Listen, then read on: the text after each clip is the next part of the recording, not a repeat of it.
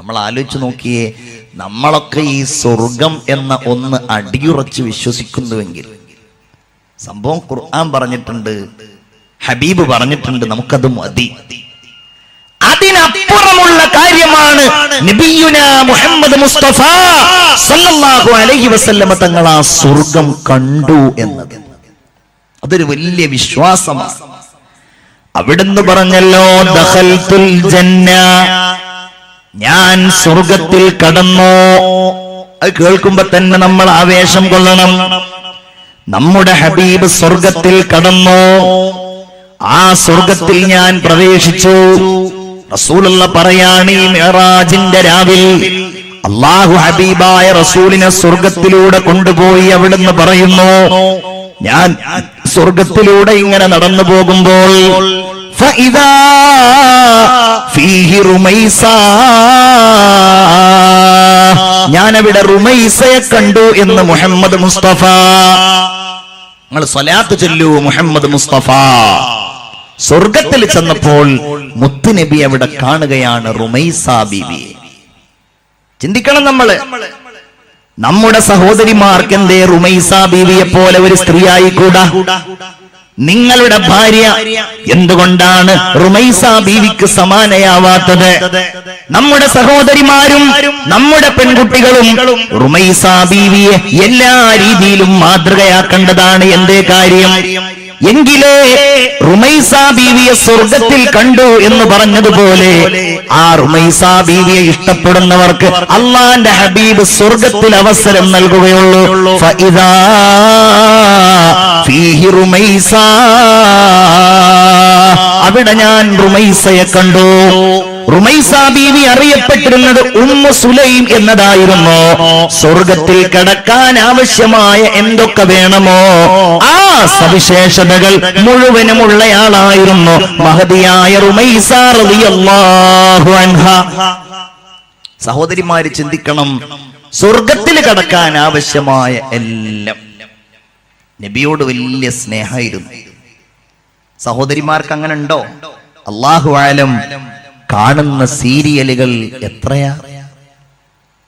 ചിന്തിക്കണം.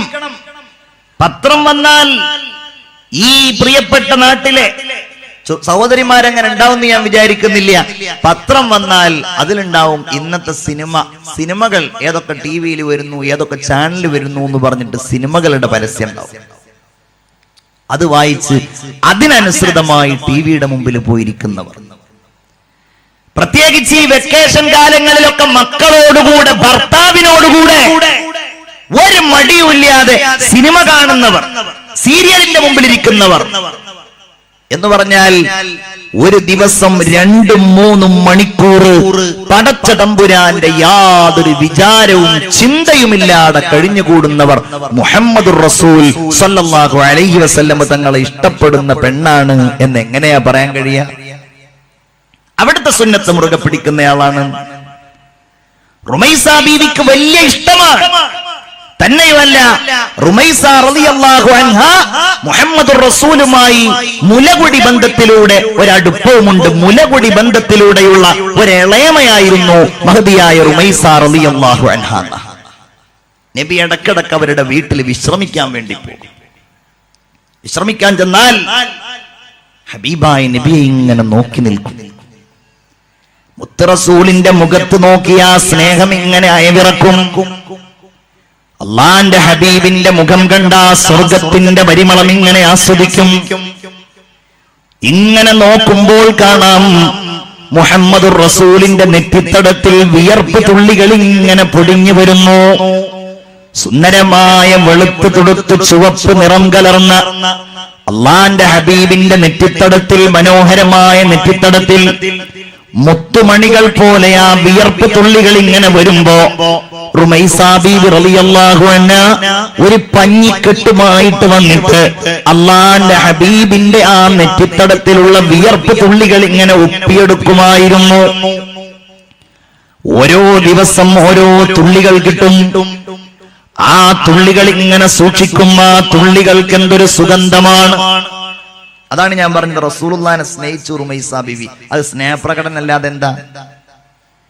അള്ളാന്റെ ഹബീബിനെ വല്ലാതെ ഇഷ്ടപ്പെട്ടു. ഒരു ദിവസം ഞെട്ടി ഉണർന്നു. അള്ളാന്റെ ഹബീബ് ഞെട്ടി ഉണർന്നു. ചോദിച്ചു, റുമൈസ, എന്താ നീ ചെയ്യുന്നത്? എന്താണ് നിനക്ക് പറ്റിയത്? നീ എന്താണ് ഈ പഞ്ഞിയുമായി നിൽക്കുന്നത്? എന്താണ് നിന്റെ കയ്യിലുള്ളത്?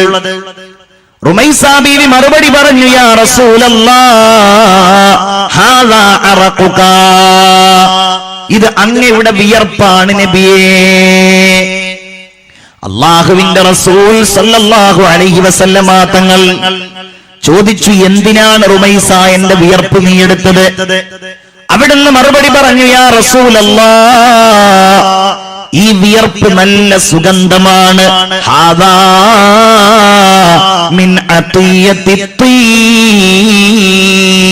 ഇത് ഏറ്റവും നല്ല സുഗന്ധമാണ് യാ റസൂലല്ലാഹ് സല്ലല്ലാഹു അലൈഹി വസല്ലം. നർജൂ ബിബറകതിഹി ലിസ്ബിയാനിനാ, ഞങ്ങളുടെ കുഞ്ഞുങ്ങൾക്ക് വല്ല രോഗവും ഉണ്ടാകുമ്പോ ആ കുഞ്ഞുങ്ങൾക്ക് ഇതൊന്ന് അവരെ വാസനിപ്പിക്കാം, അതല്ലെങ്കിൽ ഈ മരുന്നായിട്ടൊരു തുള്ളി അവർ കുറ്റിച്ചു കൊടുക്കാം എന്ന് ഞങ്ങൾ വിചാരിക്കുകയാണ്. ഇങ്ങനെ സ്നേഹിച്ചയാളായിരുന്നു. അള്ളാഹുവിന്റെ ഹബീബിന്റെ വിയർപ്പ് കണങ്ങളെ പോലും ഇഷ്ടപ്പെട്ടയാളായിരുന്നു. പിന്നെ അവിടുത്തെ സുന്നത്ത് പറയാണ്ടോ? പിന്നെ അവിടുത്തോടുള്ള ആദരം പറയാണ്ടോ? എന്റെ സഹോദരിമാരെ ആലോചിക്കണം. മനസ്സിന്റെ ഉള്ളിൽ പല തമ്പുരാക്കന്മാരെയും പ്രതിഷ്ഠിച്ചവരാ നമ്മള്. നമുക്കെങ്ങനെയാ സ്വർഗത്തിലേക്ക് പോവാൻ കഴിയുമെന്ന് ആലോചിക്ക്. ചിന്തിക്കണം. നമ്മൾ ഏത് സിനിമാ താരത്തെ കുറിച്ച് ചോദിച്ചാലും അവരുടെ ഭാര്യയെക്കുറിച്ചും മക്കളെക്കുറിച്ചും അവരുടെ കല്യാണത്തെക്കുറിച്ചും തകർച്ചയെക്കുറിച്ചും എല്ലാം വളരെ വിശദമായി അറിയുന്നവരാണ് ഞാനും നിങ്ങളുമെങ്കിൽ, ഈ ജന്മത്തിൽ നമുക്കൊന്നും നേരിൽ കാണാൻ കഴിയാത്ത, മരിച്ചാലൊരു ഉപകാരവും ഉണ്ടാകുമെന്ന് പ്രതീക്ഷിക്കാൻ കഴിയാത്ത ഇവരെയാണോ നമ്മൾ മനസ്സിൽ സൂക്ഷിക്കേണ്ടത്? അതോ നമ്മെ സ്വർഗത്തിലേക്ക് കൈപിടിക്കുന്ന ആദരവായ നബി മുഹമ്മദ് മുസ്തഫ, ഉറക്ക സ്വലാത്ത് ചൊല്ലൂ, മുഹമ്മദ് മുസ്തഫ സല്ലല്ലാഹു അലൈഹി വസല്ലമ തങ്ങളെയാണോ നമ്മൾ ഹൃദയത്തിൽ സൂക്ഷിക്കേണ്ടത്? ചിന്തിക്കുക. റുമൈസ റളിയല്ലാഹു അൻഹ റസൂലുള്ളാഹിനെ നല്ല സ്നേഹിച്ച് അങ്ങനെ സ്വർഗത്ത് കിടക്കുന്നയാളായിരുന്നു. അള്ളാഹുവിന്റെ ഹബീബ് സല്ലല്ലാഹു അലൈഹി വസല്ലമ തങ്ങൾക്ക് വേണ്ടി തന്റെ സന്താനങ്ങളെ സമർപ്പിച്ചയാളായിരുന്നു റുമൈസ ബീവി റളിയല്ലാഹു അൻഹ. സഹോദരിമാരും ആ വിഷയത്തിലെ എത്രത്തോളം ശ്രദ്ധ പുലർത്തിയിട്ടുണ്ടെന്ന് ആലോചിച്ച് നോക്കൂ. എങ്ങനെ ബഹുമാനപ്പെട്ട റുമൈസ റളിയല്ലാഹു അൻഹ റസൂലുള്ളാഹിനെ കാണാൻ വരികയാണ്. മദീനയിലേക്ക് അവിടുന്ന് വന്നപ്പോൾ ഓരോരുത്തർ ഓരോ സമ്മാനങ്ങളുമായിട്ടാ വരുന്നത്. ചില ആളുകൾ ഈത്തപ്പഴങ്ങൾ നബി തിരുമേനിക്ക് നൽകുന്നു, മറ്റു ചില ആളുകൾ കാരക്ക നൽകുന്നു, ചില ആളുകൾ ഭക്ഷണ സാധനങ്ങൾ നൽകുന്നു. അള്ളാന്റെ ഹബീബിന്റെ അടുക്കലേക്ക് റുമൈസ റളിയല്ലാഹു അൻഹ വരുന്നത് ഒരു പ്രത്യേകമായ സമ്മാനവുമായിട്ടാണ്. യാ റസൂലല്ലാഹ്, എന്റെ ഈ സമ്മാനം അങ്ങ് സ്വീകരിക്കണേ നബിയേ, ഇതല്ലാതെ അങ്ങേക്ക് തരാൻ എന്റെ കയ്യിൽ മറ്റൊരു സമ്മാനവുമില്ല യാ റസൂലല്ലാഹ്. എന്താ സമ്മാനമെന്നറിയോ? തന്റെ പ്രിയപ്പെട്ട മകൻ, തന്റെ രക്തത്തിൽ പിറന്ന തന്റെ പൊന്നുമോൻ അനസ് ഇബ്നു മാലിക് റളിയല്ലാഹു അൻഹു 10 വയസ്സായ മകനെയാണ് അള്ളാഹുവിന്റെ ഹബീബിന്റെ കയ്യിൽ ഏൽപ്പിക്കുന്നത്, അള്ളാന്റെ ദീനിന് വേണ്ടി സമർപ്പിക്കുന്നത്. അപ്പൊ നിങ്ങൾ ചിന്തിക്കും, എങ്ങനെയാണ് ഈ കാലഘട്ടത്തിൽ അത് സാധ്യമാകുക? സാധ്യാവൂലേ? ഉറപ്പല്ലേ ആവുന്നുള്ളത്. എങ്ങനെയാണത്? മക്കൾക്ക് ദീന് പഠിപ്പിച്ചു കൊടുക്കുക, മക്കളെ പണ്ഡിതന്മാരാക്കുക. ഇനി പണ്ഡിതന്മാരാക്കിയിട്ടില്ലെങ്കിലും ദീനിന്റെ അടിസ്ഥാനപരമായ അറിവുകളെങ്കിലും നാളെയുടെ തലമുറക്ക് നൽകാൻ എന്റെ ഉമ്മമാരെ നിങ്ങൾ മുൻകൈയെടുക്കുക. വാപ്പാര് മുൻകൈ എടുക്കണ്ടെന്നല്ല, ഉമ്മമാര് മുൻകൈ എടുക്കുക. അതിനുള്ള അവസരമാണ്. പ്രത്യേകിച്ച് വലിയ ഒരു വിപ്ലവമാണ് കേരളത്തെ സംബന്ധിച്ചിടത്തോളം നടന്നുകൊണ്ടിരിക്കുന്നത്. അൽഹംദുലില്ലാഹ്, എത്ര പറഞ്ഞാലും അതിന്റെ മദ്ഹ് തീരൂല.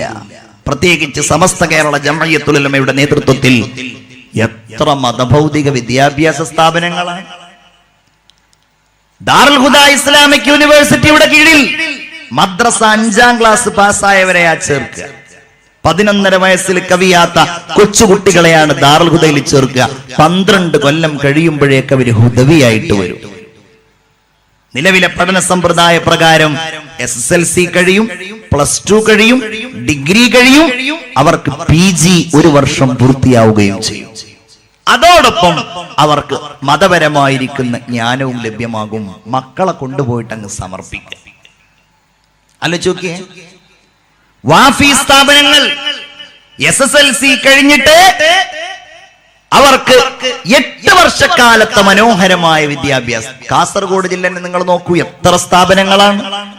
മാലിക് ദീനാർ, അതുപോലെ നമ്മുടെ തൊട്ടടുക്കലുള്ള ഉദുമ, ചട്ടഞ്ചാല്, ഈ പരിസരങ്ങളിലൊക്കെയുള്ള എത്രയോ സ്ഥാപനങ്ങൾ.